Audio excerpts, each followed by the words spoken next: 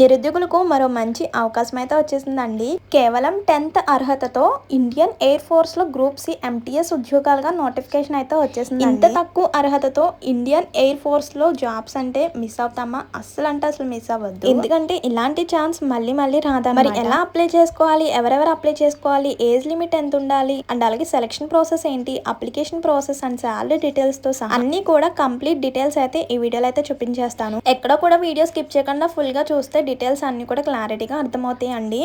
And మర్చిపోకుండా video చూసే ముందు ఒక చిన్న లైక్ ఇచ్చేసేయండి. మీరు ఇచ్చే ఒక చిన్న లైక్ వల్ల ఇన్ఫర్మేషన్ అనేది ఎంతో కొంతమందికి హెల్ప్ అయ్యే అవకాశం అయితే ఉంటుంది. అండ్ కొత్తగా ఛానల్ చూసినట్లయితే సబ్స్క్రైబ్ చేసుకోండి. ఇలాంటి మంచి మంచి ఇన్ఫర్మేషన్స్ అప్డేట్స్ అన్ని కూడా మీతో షేర్ చేస్తూ ఉంటాను.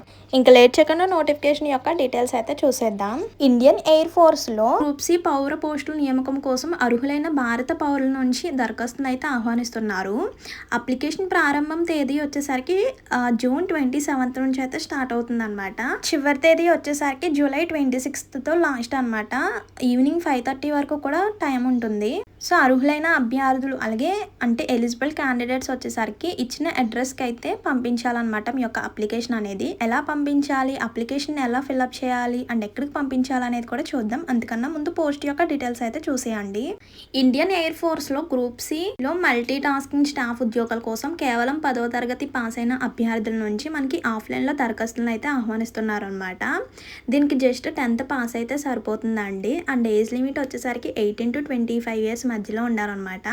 అండ్ నెక్స్ట్ శాలరీ వచ్చేసరికి 18,000 నుంచి మనకి 56,900 మధ్యలో ఇస్తారనమాట. ఇందులో మనకి సెలక్షన్ ప్రాసెస్ వచ్చేసరికి ఎగ్జామ్ ఉంటుంది, అలాగే డాక్యుమెంట్ వెరిఫికేషన్ అండ్ నెక్స్ట్ వచ్చేసరికి ఇంటర్వ్యూ ఆధారంగా అయితే సెలక్షన్ అయితే చేస్తారనమాట. ఈ నోటిఫికేషన్ వచ్చేసరికి మనకి న్యూస్ పేపర్లో కూడా పబ్లిష్ అయ్యిందనమాట. అప్లికేషన్ స్టార్టింగ్ వచ్చేసరికి 27th నుంచి అయితే స్టార్ట్ అయిందండి. అంటే జూన్ 27th నుంచి అయితే స్టార్ట్ అయిందనమాట. అండ్ లాస్ట్ డేట్ వచ్చేసరికి 26th జూలైతో లాస్ట్ అనమాట. అంటే 26th జూలై ఈవినింగ్ 5:30 వరకు కూడా అప్లికేషన్స్ అయితే తీసుకుంటారనమాట. అండ్ నెక్స్ట్ తర్వాత వచ్చిన అప్లికేషన్స్ అయితే తీసుకోరు. సో ఎక్కువ డేస్ టైం ఉంది కదా అని అయితే లేట్ చేయొద్దు, వెంటనే కూడా అప్లై చేసుకోండి. ఈ నోటిఫికేషన్లో మల్టీ టాస్కింగ్ స్టాఫ్ పోస్టులు ఉన్నాయి. ఇందులో మొత్తం కూడా 6 నియామకం అయితే ఉన్నాయన్నమాట. విద్యార్హత వచ్చేసరికి గుర్తింపు పొందిన విశ్వవిద్యాలయం నుంచి 10th పాస్ అయి ఉంటే సరిపోతుంది అనమాట. లేదంటే దానికి ఈక్వల్గా ఉన్న అర్హతలు ఉన్నా సరిపోతుంది అనమాట. అలాగే ఏదైనా సంస్థ లేదా ఇన్స్టిట్యూట్ నుంచి వాచ్మెన్ లేదా లస్కర్ లేదా గెస్టర్ ఆపరేటర్ లేదా తోటమాలిగా 1 సంవత్సరం ఎక్స్పీరియన్స్ అయితే ఉండాలన్నమాట. అండ్ నెక్స్ట్ ఏజ్ లిమిట్ చూడండి, అన్ని పోస్టులకు 18 to 25 years అయితే ఉండాలన్నమాట. అలాగే 25 అంటే ఏజ్ రిలాక్షన్ కూడా ఉంది. అంటే వికలాంగులు అయితే కనుక +10 years అంటే 25 + 10 అంటే 35 years ఉన్న వాళ్ళు కూడా అప్లై చేసుకోవచ్చు. అదే SC ST వాళ్ళకి అయితే 5 years అంటే 25 + 5 అంటే 30 years ఉన్న వాళ్ళు కూడా అప్లై చేసుకోవచ్చు. అండ్ ఓబీసీ కేటగిరీస్ వాళ్ళకి +3 years అంటే 28 years ఉన్న వాళ్ళు కూడా అప్లై చేసుకోవచ్చు అనమాట. అండ్ నెక్స్ట్ ఈ మల్టీ టాస్కింగ్ స్టాఫ్ పోస్ట్కు మంత్లీ శాలరీ వచ్చేసరికి 18,000 నుంచి 56,900 మధ్యలో నెల జీతం అయితే ఇస్తారనమాట. అప్లికేషన్ విధానం వచ్చేసరికి ఆఫ్లైన్లోనే ఇక్కడ ఇచ్చిన వెబ్సైట్ ద్వారా మనం అప్లికేషన్ అనేది డౌన్లోడ్ చేసుకోవచ్చు అనమాట. www.employmentnews.government.in అని కనిపిస్తుంది కదా, ఇక్కడ కనిపిస్తున్న వెబ్సైట్ ద్వారా మీరు అప్లికేషన్ అనేది డౌన్లోడ్ చేసుకోవచ్చు.